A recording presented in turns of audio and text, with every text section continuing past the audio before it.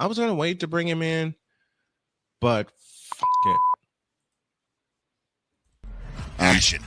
Come after me. I'm a man. I'm 40. Unflinching. Let's go back to losing. Parking was easier. Unrelenting. They're not going to keep him off the field tonight. Totally. This one has a chance. DIETZ.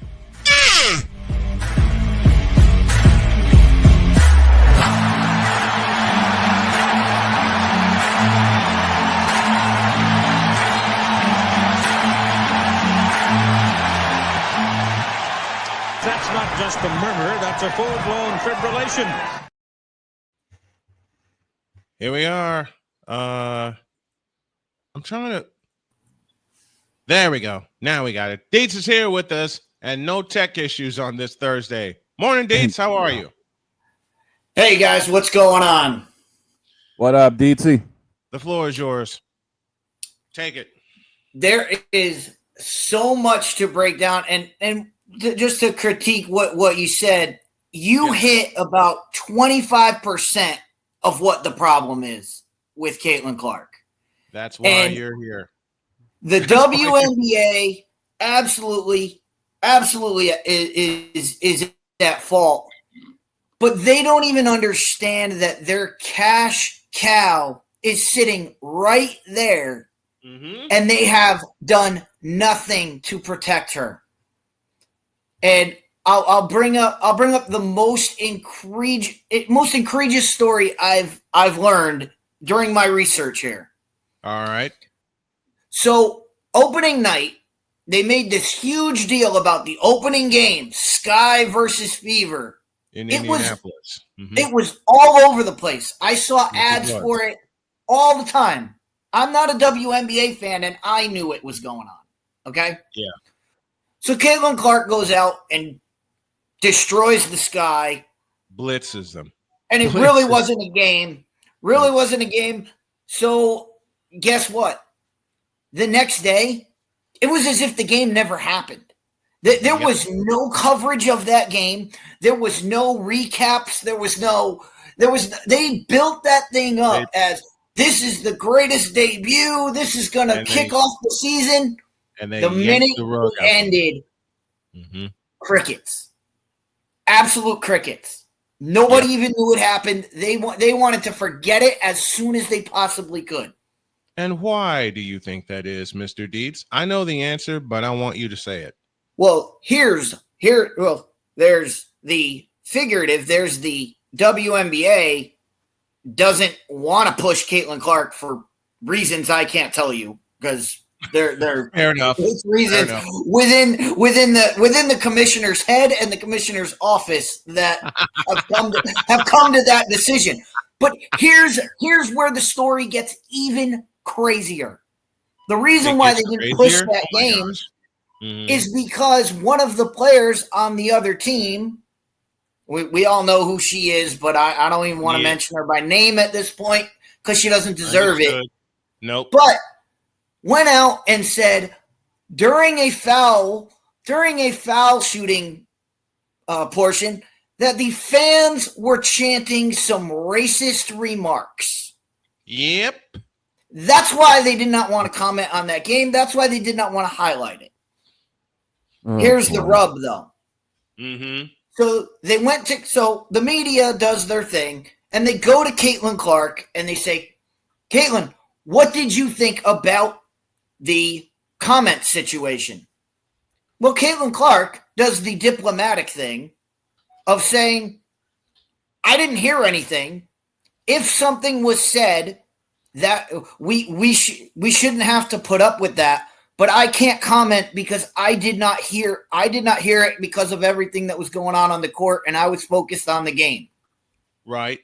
Look, clear-cut answer, right?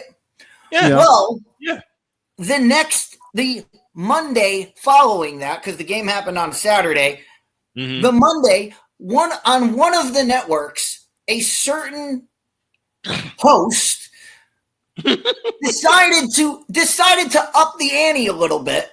Oh, and not just say, oh, this happened and it's deplorable or whatever. No, he threw Caitlin Clark under the bus and said she's lying and she is with a racist sympathizer because she did not denounce the comments outright.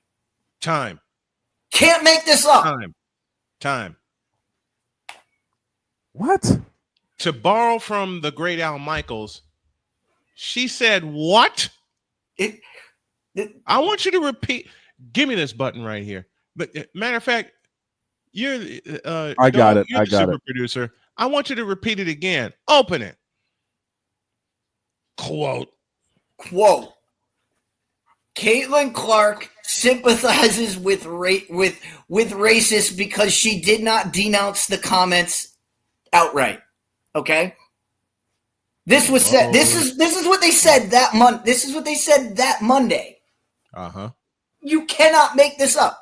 So, and remember, I want everybody who's listening to this, I want them to remember what Caitlin Clark said.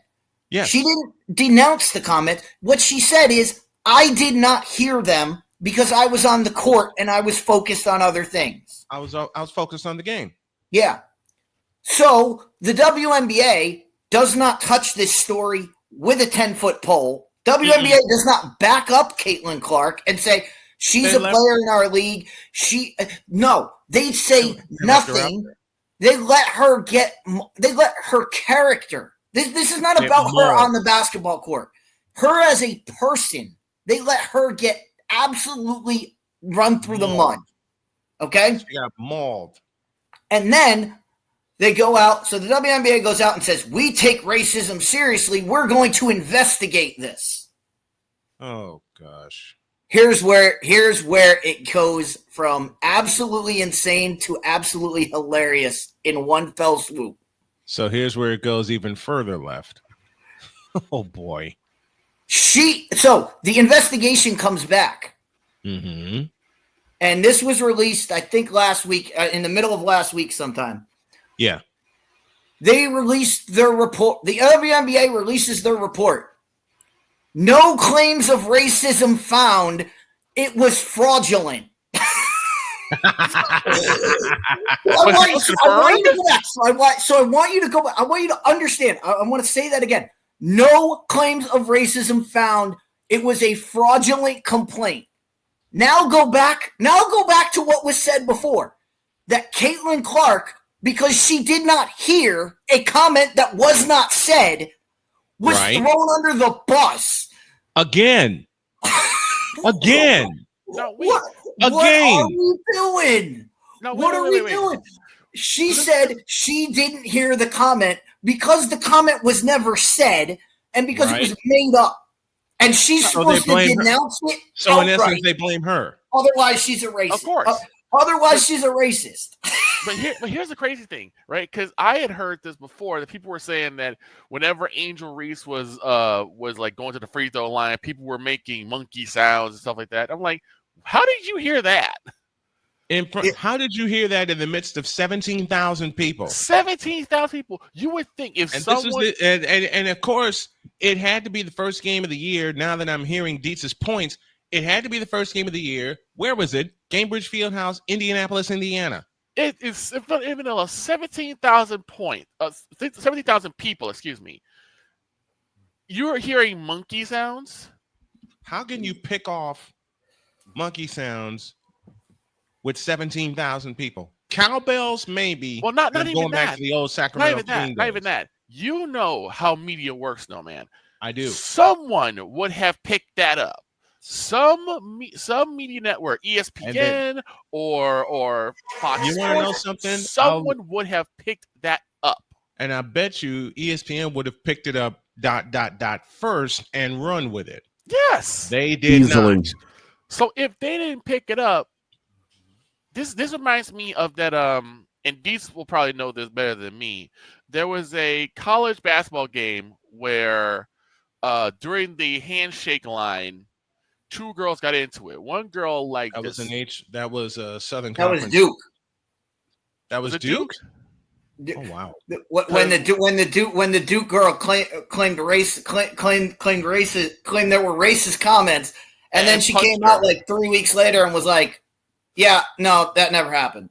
Right, because the one girl punched the other girl in the face. Like I said, in the line, right? They're just sitting there kind of shaking hands. And then all of a sudden, these two girls come in. And one black girl just punched the other girl, the white girl. And like it became a big scandal. And then they said, well, she has said something racist in the throes of the game. And I'm like, again, no one heard it but you. Mm-hmm. And then it comes out, oh, well, it didn't really happen. I was just mad. It's like, stop lying about it then. There's too much actual racism go around for you to be lying and making up stuff. Yep. But even the lying and the media, whatever, that's abhorrent in itself. But whatever. What's even worse is when Caitlin Clark's character was called into question. Mm-hmm. The WNBA, this is your cash cow. This is this is your best player. This is what people tune in for. And you did not come out and say, look, we know Caitlin. Caitlin is a great person. She's an intense player. We love having her in the league, and she's doing all these things. Nothing. They did not stand up for her at all. And they threw her under the bus. And I'll back Dietz's point up with this. It's not the first time that the league, this is why I put this at the foot of Kathy Engelbert, did not defend her. It's not the first. It's not the first time. And we all know with Kathy Engelbert in charge, and yeah, I'm calling you out, Commissioner Engelbert. It ain't gonna be the last time. But it's not even that now. It's not even the fact of Caitlin doing it herself. It's because if somebody who does it, they'd say that, well, it's a Caitlin Clark fan, and because Caitlin Clark doesn't admonish her fans for doing stuff that she's complicit. It's like Caitlin Clark can't do anything. One, she's playing, right, and two, even if she did say, guys, don't do that, they're grown men and women. They're gonna do it anyway. Mm-hmm.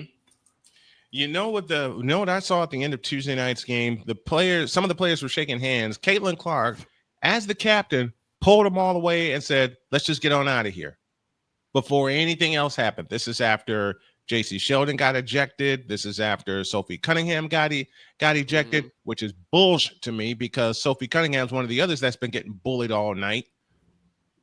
Caitlin Clark just pulled them all aside and said, let's have our team huddle in front of our bench, and we're getting the hell out of here. Because if you put them in a line where the hostiles are already high, something could go left again. And that's the thing. So, remember I told you about the whole people admonishing RG3 and LeBron James about? Yes. So yes, that was the other part because they were like, well, all these Caitlin Clark fans are being racist to Angel Reese, and since Caitlin Clark isn't saying anything about it, she's just as complicit. It's like you can't put that on her because she's not going to police every single fan. No. Yeah.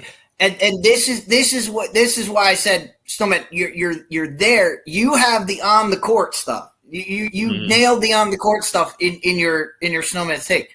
The biggest problem is they are destroying her character to the point of, look, Caitlin Clark is the draw. And I brought this up. I brought this up in the chat. You can go back and read it. Snowman talked about it at the United Center. Tickets were going for $180. The minute it was revealed, Caitlin Clark's not going to play. It went from $180 to $40. And those are the walk-up prices. Some people were giving the tickets away because they want to see Caitlin Clark play. She is the draw. She is the main draw. She is it. You understand that? But if you're Caitlin Clark is but if you're the WNBA, put yourself in the WNBA's. I mean, you're looking at those numbers. You're looking at the numbers. You're looking at the seats that are getting filled because of her. But here's the problem: if you malign her character, you're not drawing in any new people. People who watch Caitlin Clark are going to be like, "Yeah, I know Caitlin Clark. I want to go see her play." People who don't watch, they're going to know. They're going to hear all the bad things about her character and go, I can go do something else. Yep. So they're kicking themselves. They're shooting themselves in the foot by killing their best draw by people going, I don't really want to be involved in that. And Caitlin Clark's a flat out sweetheart. And the She's thing intense is, she's intense as all get out on the court, okay? Which is what you want your cash cow to be, right? mm-hmm. They're assassinating her character, and yes, I'm using that big word. They are, and Victor, you get the Victor and Shane, you get the inside joke with that. Mm-hmm. Yep. They are assassinating her character, maligning her character, as Dietz correctly said, and now the on the court stuff comes into question. Because I actually heard a couple people say how good actually is Caitlin Clark. You cannot make this up. You cannot make this up. And here's the thing. And to tie in with what Dietz said, that because her character's taking a hit and the NBA is doing not a blank thing about it, who's going to want to go watch her? Who are the new fans that are going to want to see her play? Well, here's the thing. This is also not lost on Caitlin. This is not lost on her. So she's going to work harder. No, it's not just that. If this keeps happening, she's going to leave. Yep. Because it's like I'm busting my you know what out there, getting beat up, still putting up numbers, still bringing more eyes to the game, and then you sit there and you let these people. Yeah, you sit there, you let people call me a racist. You don't even try to say no, that's not what's happening when it's not happening. You just let these people say what they want. I'll go back to college and coach. And she'd be a hell of a coach. Yeah, she'd be a hell of a coach. I'll go do. I mean, she can go do anything else. But here's the other thing that I wanted to touch on. And Dog, you brought this up yesterday. Okay. When it was asked why, and Dog said it was white on white crime, the first one. Mm-hmm.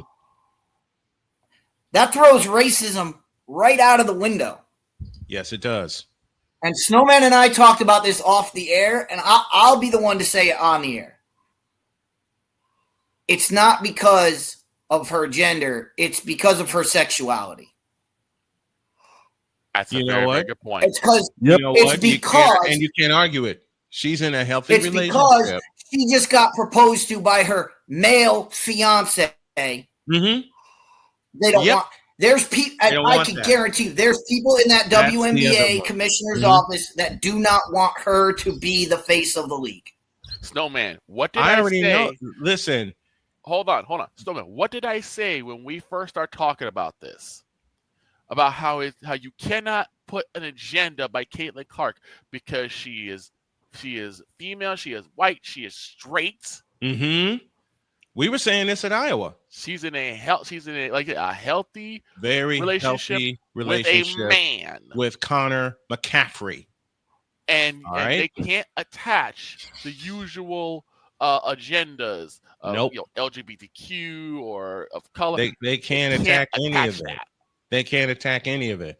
Callie Greenshields joins us, says, I have to shake my head. The same sports TV are the ones that brought Caitlin Clark playing to the world. Now many of them want to destroy her. Yet with her, how many of them will be out of jobs? I'll answer your question, Callie. Except us, all of them.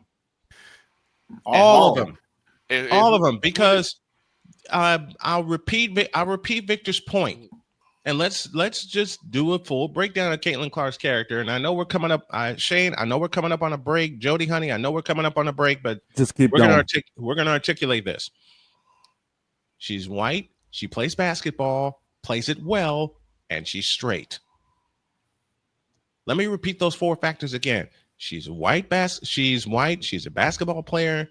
Mm-hmm. She plays it well, and she's straight. And I'll repeat Dietz's point because Dietz was the first one to bring this up. And then Victor got in my head about this. And I didn't want to say it. I didn't want to believe it. I didn't say it because I didn't want to believe it. I believe it now. They don't want her to be the face of the league. They are pushing. And what makes it worse, I'll let go a point Dietz said last week. You know who they're pushing to be the face of the league? Take a guess. It's got to be Angel. It's got to be Angel. I rest my case. Because Angel is a marketable person. I mean, I don't know Angel's sexuality. I think she's probably straight. Nor do But I. the fact that she's of color, she's beautiful. I mean, we said she can be a very remarkable person because it's how pretty she is, how tall she is, how she's very fashionably, put together. Not saying that Caitlyn isn't. Right. But the problem is that, and I was gonna say this yesterday. The more I watch Angels games, the more this question keeps popping in my head. What is Angel actually good at? And Victor's one of our Chicago Sky constituents, Allison Moran being the other. We'll have her on during hour 3. Because at least 4 times in the last game they played, Angel turned the ball over 4 times. Yes. Just very, very bad, ill-timed, ill-advised passes that got picked off. Mm-hmm. And I'm like, what is Angel good at? Shooting? No. She's Free good throws. at being taller than everyone, and being able to, when she shoots, being able to realize, oh, that's not going in. I need to go get it. Yep. I mean, It's the truth. That's it. It's the truth. They want, and Callie just said it again. I just said this a moment ago. They wanted it to be Angel, and from the day that Caitlin Clark was drafted, first overall, there were rumblers. There were rumblings. I beg your pardon. There were complainers. There were people who complained about it. But she can't. But you know what the latest argument is now, and I've heard of many a podcaster say this, and Dietz, you can back me up. You know why they don't want Caitlin Clark to be the face of the league? Because she never won a championship in high school, didn't win a championship in college. In fact, they bring those 2 championship games where she lost to better teams. I'm going to say this aloud. 2 better teams against her. It's just, in fact, I had one podcaster. I heard this, and you can't make this up. Say Caitlin Clark will never be the face of the league until she wins a championship. Why not? Well, the thing is, I understand that because they were going to say, well, has she won the big one? Even Playmaker said she's got to win the big one to really solidify herself. She will. But she's got it, and you're right. And Playmaker is absolutely right. He's absolutely right. What I'm saying is they're demonizing Caitlin Clark because of that instead of letting her develop and become a champion. Right. That's my point. And to get into that, yeah, we can say, all right, she can't be the face. She can't be the face of the league until she wins a championship or all this championship stuff. It's year 2. Yes. Yes, she didn't. Okay, so she didn't. She just went out and won Rookie of the Year. She didn't. She wasn't on a championship team because she was picked number 1 overall to the worst team in the league. Okay, worst team in the league the year before, and she got to that team. And she helped improve that team by 10 wins. It's year 2. If we get to year 5, year 6, and we're still sitting here saying, hey, Caitlin Clark needs to win a championship, that's valid. It's not valid year 2. No, it's not. They did better than they did the year before. They're one of the top teams in the league right now. When Caitlin and Sophie are in the lineup and they're not getting their ass kicked, and it's not WWE on the court. Yes. Thank you. They're one of the best teams. They're one of the best teams, and they're one of the funnest teams to watch. Callie brings up a great point. Is that Iowa won 3? I thought it was 4 Big Ten championships with Caitlin Clark. I thought it was 4. You may be right with it being 3. But here's the funny thing: is that these are a good point about this. About WWE on the court. Caitlin Clark is basically WNBA's version of John Cena. Yeah. Do you know how much the WWE protected John Cena? A lot. I mean, even a lot. Like anything that could be perceived as a media gaffe or something that could be a controversy, WWE went into absolutely no, that's not possible. John Cena is one of our best guys. He's a good guy. They bring all the Make-A-Wish stuff. Not saying John Cena's a bad guy, but they went out of their way to say whatever people are saying negative about John Cena is not true.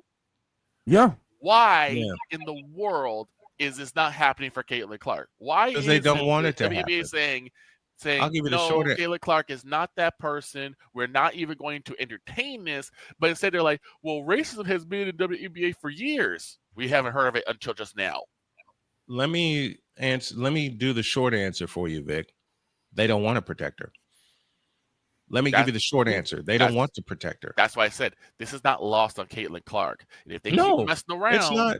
She's going to leave. She's going to walk away. She'll go back to college. She's going to win. She's going to win that first championship, and then she'll ride off into the sunset and be done. And who's going to take over the mantle from there? I don't think many people are going to care. They're trying to push it to be Paige Beckers. Yeah. And Paige, that's way too much to put on. Paige is just out of college. Like that's way too much to put on her shoulder. Like, come on. They want to put it on Paige. And I go back to the championship argument. She won a national championship when UConn destroyed South Carolina. We're up against the break. DIETZ, thanks for joining us. I want to have you on tomorrow for a full hour so we can deep dive more into this and get into college football stuff. Thanks a lot, man. We appreciate you. Absolutely, guys. Keep it up. I had that. Passionate. Come after me. I'm a man. I'm 40. Unflinching. Let's go back to losing. Parking was easier. Unrelenting. They're not going to keep him off the field tonight. Totally. This one has a chance. DIETZ.